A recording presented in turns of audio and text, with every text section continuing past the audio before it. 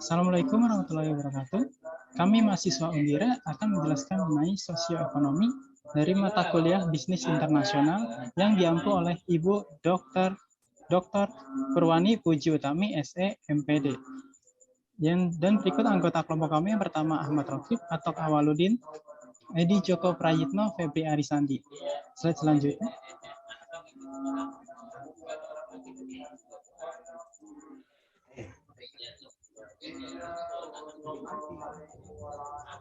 Dan ini adalah rundown yang pertama. Saya Ahmad Rokib akan menjelaskan mengenai pengertian sosioekonomi dan juga pengertian mengenai kondisi sosioekonomi. Bapak Awaludin, dimensi sosioekonomi. Bapak Edi Joko Prayitno, dimensi sosioekonomi lain, dan Febri Arisandi, kesimpulan. Selanjutnya, saya akan menjelaskan mengenai pengertian sosioekonomi dan kondisi sosioekonomi. Slide berikut. Pengertian sosioekonomi. Sosioekonomi ialah ilmu sosial yang mempelajari bagaimana aktivitas ekonomi mempengaruhi dan dibentuk oleh proses sosial. Secara umum, menganalisis bagaimana masyarakat modern maju, mandek, atau mundur karena ekonomi lokal atau regional mereka, atau ekonomi global. Slide berikutnya.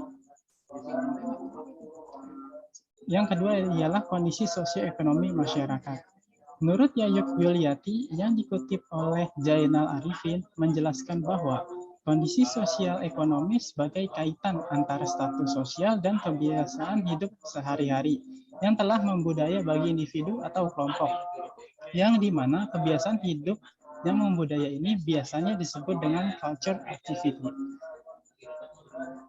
Terima kasih. Yang selanjutnya akan dijelaskan oleh rekan saya yang pertama, Bapak Atok Awaludin. Silakan. Terima kasih, Pak Rokib. Dimensi sosioekonomi, faktor-faktornya yaitu pertama, populasi total. Indikator paling umum dari ukuran pasar yang potensial adalah karakteristik pertama dari populasi yang diperiksa oleh analisis. Faktor bahwa banyak negara maju memiliki kurang dari 10 juta penduduk membuatnya lebih jelas bahwa ukuran populasi saja tidak cukup menjadi indikator yang baik untuk kekuatan ekonomi dan potensi pasar. Hanya untuk beberapa produk dengan harga rendah, seperti minuman ringan, rokok, dan sabun, mungkin ukuran populasi saja dapat memberikan dasar untuk mengestimasi konsumsi. Dimensi sosioekonomi faktor yang kedua adalah penyebaran usia. Karena sedikitnya produk yang dibeli oleh setiap orang, pemasar harus mengidentifikasikan segmen penduduk yang paling mungkin membeli produk mereka. Bagi beberapa perusahaan, usia merupakan faktor penentu penting ukuran pasar. Tetapi penyebaran kelompok usia di dalam populasi sangat bervariasi. Umumnya karena tingkat kelahiran yang tinggi. Negara-negara berkembang memiliki lebih banyak penduduk muda dibanding dengan negara-negara industri.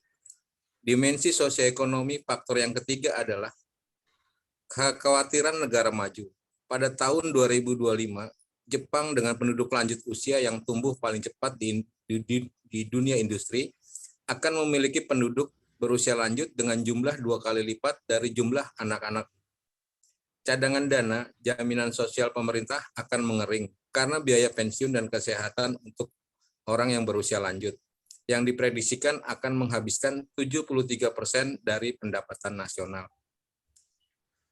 Dimensi sosioekonomi, faktor yang keempat adalah kepadatan dan penyebaran penduduk. Daerah penduduk cenderung membuat distribusi produk dan komunikasi menjadi lebih mudah dan murah dibandingkan kawasan tidak padat penduduk.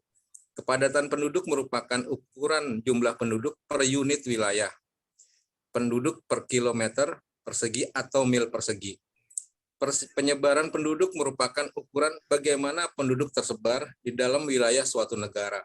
Fenomena penting yang mengubah penyebaran penduduk adalah penggeseran desa ke kota. Untuk selanjutnya akan dibawakan oleh rekan saya Pak Edi Joko Prayitno. Silakan Pak Edi. Baik, terima kasih untuk waktunya. Untuk selanjutnya yang dijelaskan tentang dimensi sosioekonomi lain. Utang internasional yang besar dari jumlah negara berpendapatan sedang dan rendah menimbulkan banyak permasalahan. Tidak hanya bagi pemerintah negara-negara tersebut, tetapi juga bagi perusahaan-perusahaan multinasional.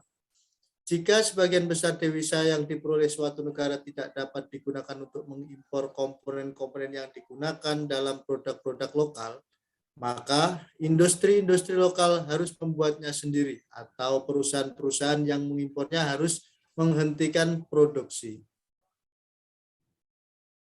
Untuk yang kedua, alternatif dapat menyebabkan perusahaan itu menjual suku cadang yang dibuat salah satu pabrik di negara asalnya kepada cabangnya. Ini merupakan kejadian yang biasa karena pabrik di negara asal biasanya lebih terintegrasi secara vertikal dibandingkan dengan cabang-cabangnya. Kalangan valuta asing juga dapat mempersulit cabang untuk mengimpor bahan baku dan suku cadang untuk peralatan produksinya. Pemerintah juga mungkin menerapkan pengendalian harga. Baik, untuk selanjutnya akan disampaikan kesimpulan oleh rekan saya Febri Arisandi. Dipersilakan. Ya, di sini saya akan menjelaskan kesimpulan dari presentasi sosioekonomi.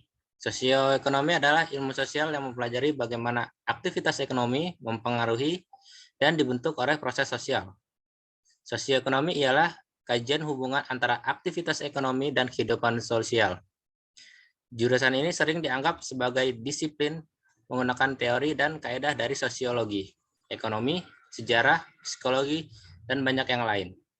Dalam Kamus Besar Bahasa Indonesia, kondisi adalah keadaan atau kedudukan seseorang, sedangkan sosial adalah sesuatu yang berhubungan dengan masyarakat.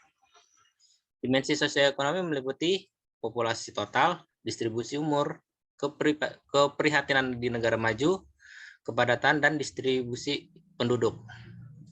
Demikian kesimpulan dari presentasi sosioekonomi. Selanjutnya akan ditutup oleh Ahmad Rokib. Baik, terima Silakan. kasih rekan-rekan saya semuanya. Yang pertama Bapak Atok Awaludin, Pak Edi Joko Prayitno, dan juga Febri Arisandi atas pemaparan materinya. Kami mohon maaf apabila ada salah dan kekurangan dari kelompok 4, dan terima kasih kepada Ibu Dr. Purwani Puji Utami telah membimbing kami, dan mohon kritikannya atau masukannya apabila ada saran yang membangun. Terima kasih. Assalamualaikum warahmatullahi wabarakatuh.